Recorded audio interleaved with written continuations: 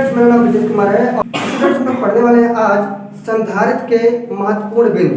ये पे लिखा है संधारित्र से संबंधित महत्वपूर्ण तथ्य या बातें, ठीक है, या बिंदु कह सकते हैं। क्या क्या है संधारित्र की बातें महत्वपूर्ण, जो कि आपका न्यूमेरिकल में काम आता है। अगर हमारा बेसिक नहीं कंप्लीट होता है, न्यूमेरिकल नहीं लग पाता है, तो इसको हम समझते हैं कि कैसे क्या है। पहली बात, जो संधारित्र होता है, संधारित्र जो होता है उस पर समान परिमाण का विपरीत आवेश होता है। परिमाण समान रहेगा, आवेश विपरीत रहेगा। जैसे अगर एक प्लेट पर अपना धन आवेश है, इधर वाले प्लेट पे धनावेश, अगर इधर वाले पे ऋणावेश है, तो इनकी परिवर्तन समांतर होते हैं। जितना इस पे धनात्मक होता है उतना ही इस पे क्या होता है, ऋणात्मक होता है। तो इस पे हमारा छेद हुआ तो इसमें छेद हो गया। ठीक, समान परिमाण यानी परिमाण जितना है हमें उतना ही हमें, लेकिन इसमें क्या है, प्लस वाला, इसमें माइनस वाला। ये बात बोला गया। फिर कह रहा है कि जो संधारित्र होता है, तो संधारित्र हमें की धारिता जो होता है हमेशा कैसा होता है, पॉजिटिव होता है। संधारित्र की धारिता हमेशा कैसा होता है, पॉजिटिव होता है।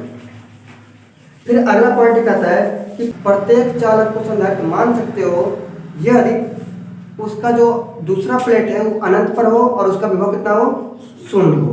यही बात समझ में आ गया। फिर एक चीज और बताया थी, जैसे धारिता में बताए थे कि धारिता का होता है कि कैपेसिटर जो होता है किसी चीज को रखने की क्षमता होती है, तो कैपेसिटर जो होता है वो आवेश रखने की क्षमता होती है। ठीक है, तो ये संधारित्र भी है कि इसमें एक निश्चित आवेश से ज्यादा आवेश नहीं दे सकते हो। अगर दोगे, एक सीमा से ज्यादा अगर आवेश दोगे तो क्या हो जाएगा, विभवांतर बढ़ जाएगा, जिससे क्या होगा, उसका क्या हो जाएगा, उसके विभवांतर का विसर्जन होने लगा। मतलब वो ये कि उड़ने लगेगा। ठीक है, ज़्यादा हो जाएगा तो बाहर निकलने लगेगा, मतलब तुम्हारे काम का नहीं आ पाएगा। ठीक, तो धारिता भी ऐसे था कि एक निश्चित आवेश से ज़्यादा आवेश नहीं दे सकते थे, और इसमें भी एक निश्चित आवेश से ज़्यादा आवेश नहीं दे सकते हैं। अगर देंगे तो विभवांतर बढ़ जाएगा और जिससे उनका विसर्जन हो जाएगा। सही, ये सब पॉइंट्स है इसमें एक चीज़ और लिखा है कि अगर मान लीजिए कोई नियत संधारित्र है, नियत क्या है, नियत संधारित्र है, नियत संधारित्र। तो नियत संधारित्र के लिए जो यहाँ पे बना रहे हैं चित्र, ये अपना नियत संधारित्र का चित्र है, यानी इसका संधारित्र बदलेगा नहीं। ठीक है, और एक होता है परिवर्ती। तो परिवर्ती कैसे रहेगा,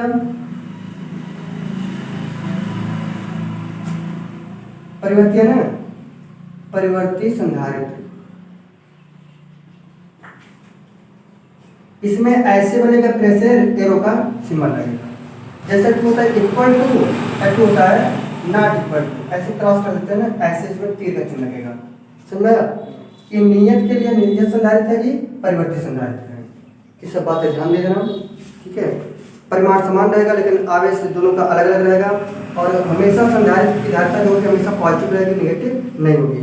एक लिमिट आवेश से ज़्यादा आवेश देंगे तो विभवांतर बढ़ जाएगा, जिससे उसका विसर्जन हो जाएगा।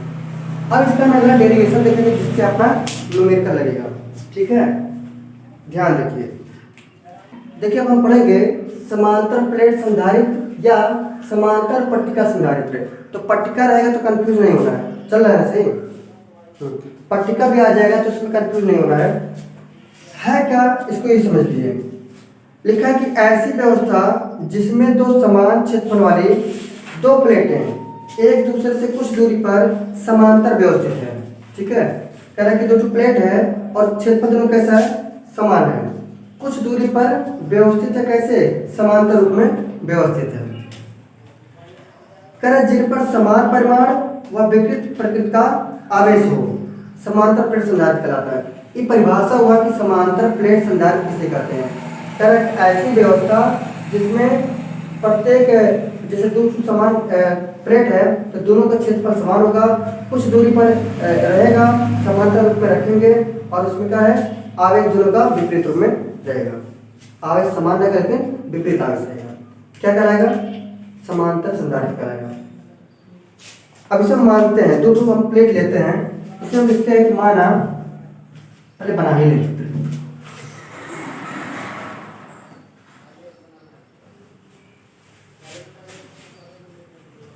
देखिए एक प्लेट यहाँ पे है, इसका नाम हम देते हैं P1, और इसका नाम दे रहा है P2।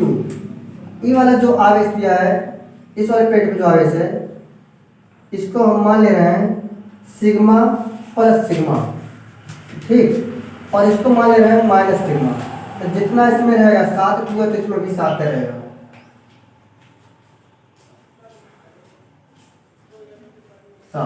सात आवेश हो गया। और यहाँ पे संधारित्र का चित्र ऐसे बनेगा, ठीक। तो माना गया कि हमारा एक समांतर प्लेट संधारित्र है जिसकी प्लेट P1 पर आवेश है, पृष्ठ आवेश घनत्व कितना है? पृष्ठ आवेश घनत्व सिग्मा प्लस सिग्मा है। तो पृष्ठ आवेश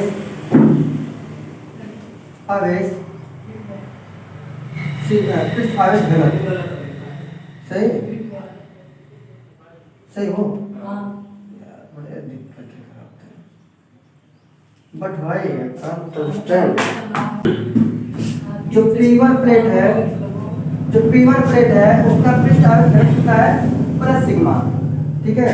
और इसमें जो दूसरा है प्लेट, जो P2 प्लेट है, इसका पृष्ठ आवेश कितना है? पृष्ठ आवेश घनत्व माइनस सिग्मा है, ठीक। और इनके बीच की दूरी, प्लेटों के बीच की दूरी इसको मान लेना कितना? Small D.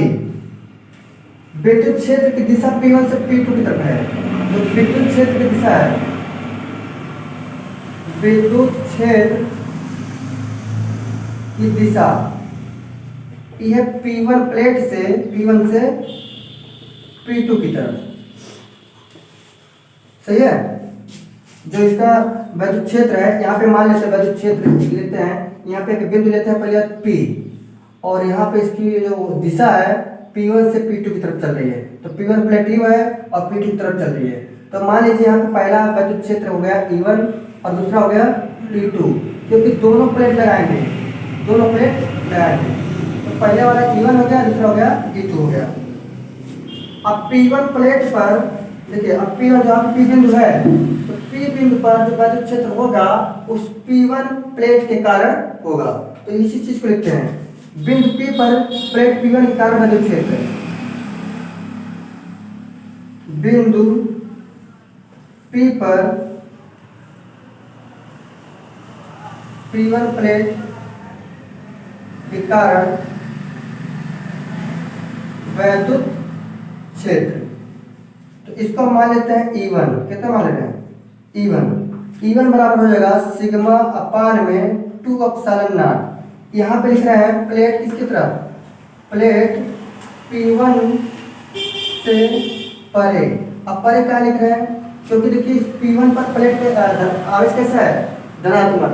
तो जो विद्युत क्षेत्र की दिशा होता है धनात्मक से दूर की तरफ होता है, इसलिए इसको दूर की तरफ P1 से परे लिखा गया है।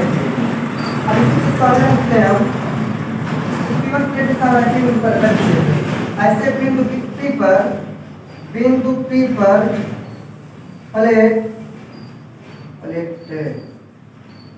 P2 के कारण विद्युत क्षेत्र ये कितना मिलेगा? ये मिलेगा E2। तो E2 बराबर हो जाएगा सिग्मा अपान 2 एप्सिलॉन नॉट, ठीक है। ये किधर है? P2 की तरफ ही है, तो इसको लिख सकते हैं प्लेट P2 की ओर, प्लेट P2 की ओर, ठीक है। ये P2 से परे है और P2 की तरफ है। क्यों? क्योंकि भैया देखो ऋणात्मक आवेश है, तो विद्युत क्षेत्र की दिशा ऋणात्मक आवेश की तरफ होती है। समझाया?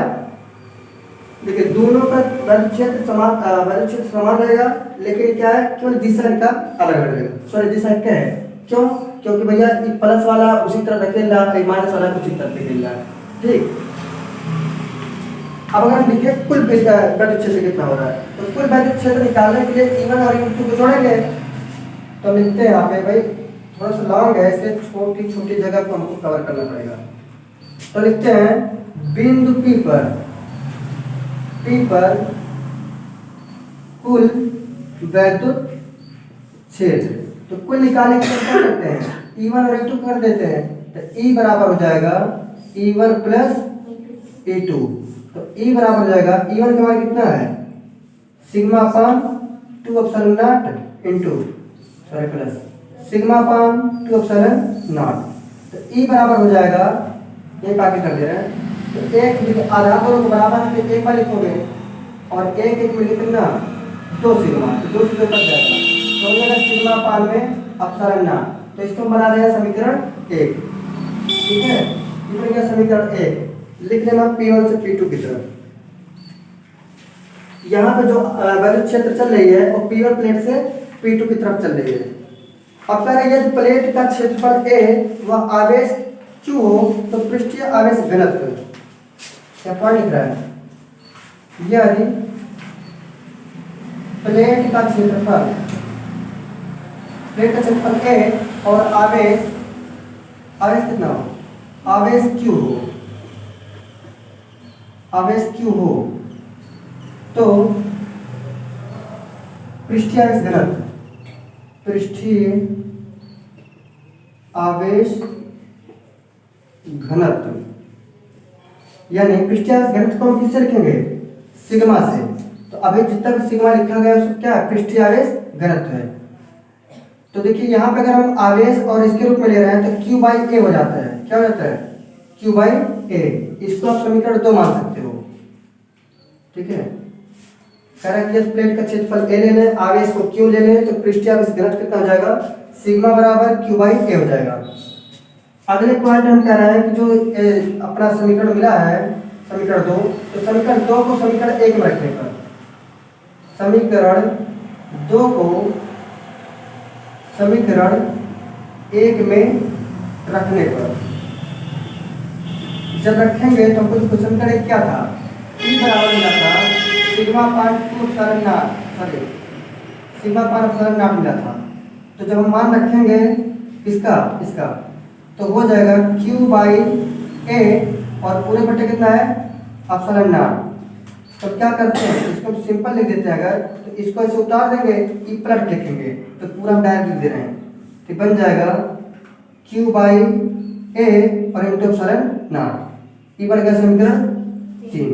समझा कि नहीं आया कैलकुलेशन किए हैं देखिए ये वाला मान पूरा सिग्मा का इसके ऊपर रखे हैं और जब पलटेंगे तो हो जाएगा Q अपान में A एप्सिलॉन नॉट हो जाएगा। ठीक आगे देख रहे हैं कह रहा है कि इस विद्युत क्षेत्र के कारण प्लेटों के मध्य विभवांतर कितना होगा तो विभवांतर V होगा। अगला देखते हैं कह रहा है इस प्लेटों के कारण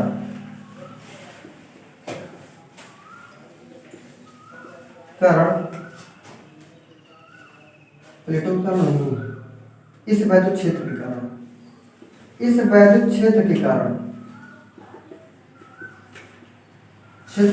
प्लेटों के मध्य विभवांतर तो विभवांतर को मान लिया V हो तो क्या मिलेगा तो विभवांतर E बराबर हो जाएगा V अपान में D यानी विभवांतर बटे उनके बीच की दूरी। अगर हम यहाँ पर निकालें V ठीक है तो V बराबर हो जाएगा E इंटू D तो क्या हो जाएगा ED। ये बनेगा समीकरण कितना 4। कह रहा है कि वैद्युत क्षेत्र कितना हो वैद्युत क्षेत्र मतलब E के कारण प्लेटों के मध्य विभवांतर तो प्लेटों के मध्य विभवांतर निकालेंगे तो E बराबर V अपान D हो जाएगा। जब V निकालेंगे तो इसका आगे इसमें गुणा हो जाएगा। आगे देखते हैं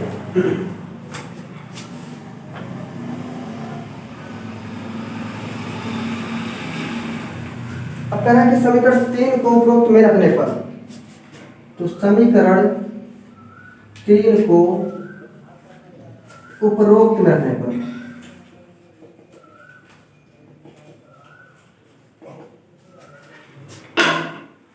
उपरोक्त कौन है यही समीकरण लेना है। तो कह रहा है कि समीकरण 3 को उपरोक्त में रखने पर तो हमको मिला V बराबर चल रहा है E बराबर समीकरण 3 तो जहां पे हमारा E था उसके जब क्या हो जाएगा Q by A epsilon not. तो यहाँ पे लिख सकते हैं Q by A epsilon not और इनटू में क्या है D ऐसे लिख सकते हो। ये बन जाएगा अपना समीकरण कितना 5। बन गया समीकरण 5। अब हमें पता है समांतर प्लेट संधारित्र धारिता, क्योंकि समांतर प्लेट संधारित्र की धारिता यानी C बराबर क्या होता है, Q बाई V, ये पता है। अब समीकरण 5 को उपयोग में रखेंगे, तो जो समीकरण 5 है उसको इसमें रखने पर, तो समीकरण 5 का मान उपरोक्त में रखने पर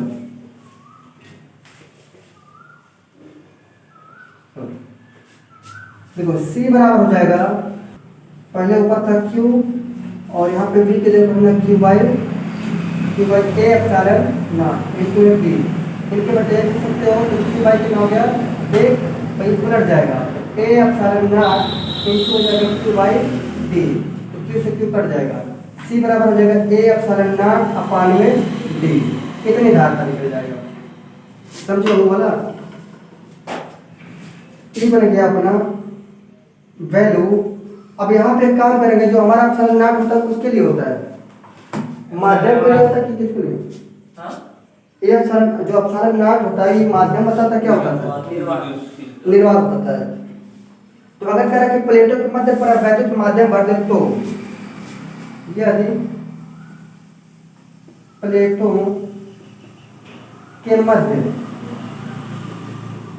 परावैद्युत माध्यम भर दें, माध्यम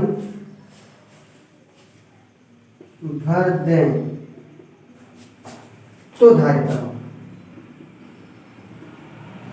जब C बराबर होता क्या है, A जब माध्यम में रखते हैं तो केवल एप्सिलॉन आता है ना, A एप्सिलॉन D हो जाएगा। और एक चीज पता है, एप्सिलॉन बराबर कितना होता है, epsilon not into epsilon R होता है ना, ये तो होता है, तो हम ये मान रखेंगे। अच्छा यहाँ पे हम चाहे तो माध्यम बोल दिए हैं तो CM ले सकते हैं, M माने मीडियम, तो CM बराबर हो जाएगा A epsilon naught epsilon R अपान में कितना D, तो ये फाइनली वैल्यू मिला है ना। इस प्रकार जब हम माध्यम की बात करेंगे तब हम हो जाएगा epsilon not into epsilon R। समझा गया पूरा, ठीक है। और जहाँ पे एप्सिलॉन R लिखे हैं माध्यम का प्रवैद्युतांक है, इतना लिख लो, जहाँ एप्सिलॉन R है कि माध्यम का क्या है, माध्यम का परावैद्युतांक है।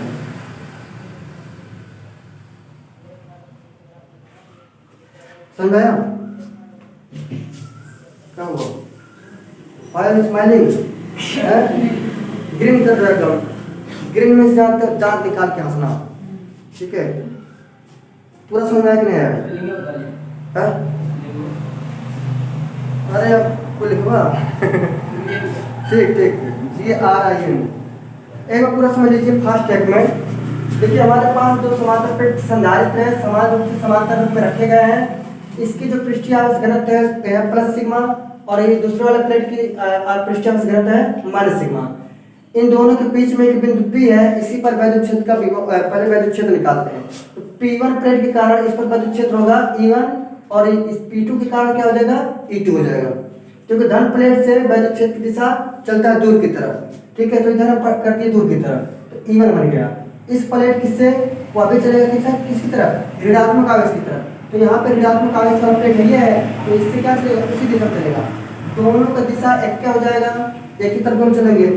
तो पहले के लिए हम मान लिए हैं P1 प्लेट के कारण वैद्युत क्षेत्र हो गया E1, और E1 बराबर होता है सिग्मा अपान में 2 एप्सिलॉन नॉट, प्लेट P1 से परे यानी उसके दूर, और बिंदु P पर प्लेट P2 के कारण वैद्युत क्षेत्र, तो इसको ले लिए E2 sigma upon 2 epsilon not, ये हो गया P2 की तरफ उधर चल रहा है।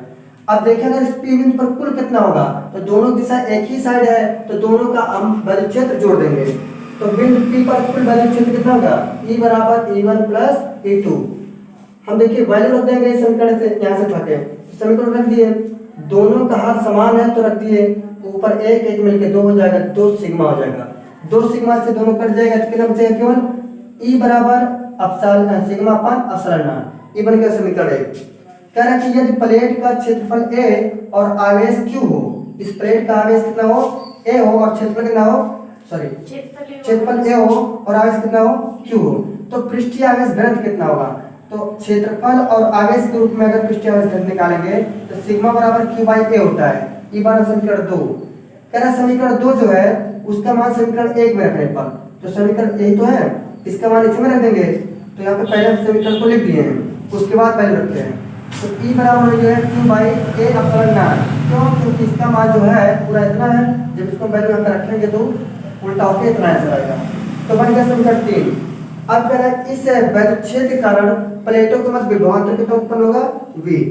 अब विभवांतर की बात कर रहा है तो वैद्युच्छेद कितना आता है? क्योंकि वैद्युच्छेद के कारण प्लेटों के मध्य विभवांतर आ रहा है, तो E बराबर हो जाएगा विभवांतर बटे उनके बीच की दूरी यानी d।